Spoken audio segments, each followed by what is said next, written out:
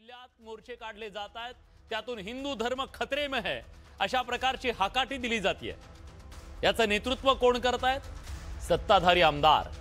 पण हिंदुत्ववादी सरकार असताना खरंच हिंदू इथं संकटात आलाय का, की ही केवळ धार्मिक ध्रुवीकरणाची रणनीती आहे? अजित पवारांची राष्ट्रवादी स्वतःला पुरोगामी विचारधारेचे पाईक म्हणवते, पण त्यांचे आमदार कट्टर हिंदुत्वाचा नारा देत आहेत।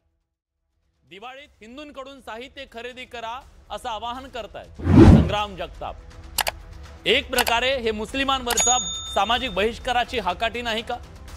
अजित पवारांना हे मान्य नाही, पण त्यांनी आमदारांना समज दिलेली असताना सुद्धा त्यांचे आमदार त्यांच्या ऐकण्याच्या पलीकडे गेलेत का?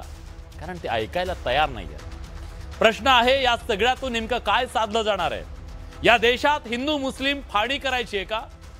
जोडणं हे धर्माचं काम आहे ना, मग तोडण्याची भाषा धर्माला खरंच मान्य आहे का? प्रत्येक गोष्टीत धर्म पाहणं या देशाला, या महाराष्ट्राला परवडणारं आहे का? हल्ली जो विखार आपल्या आजूबाजूला दिसतोय ना, या धार्मिक विद्वेषावर एक मार्मिक कविता मला तुम्हाला सगळ्यांना ऐकवायची। नफरतों का असर देखो, जानवरों का भी बंटवारा हो गया, गाय हिंदू हो गई और बकरा मुसलमान हो गया। ये पेड़, ये पत्ते, ये शाखें भी परेशान हो जाए, अगर परिंदे भी हिंदू और मुसलमान हो जाए।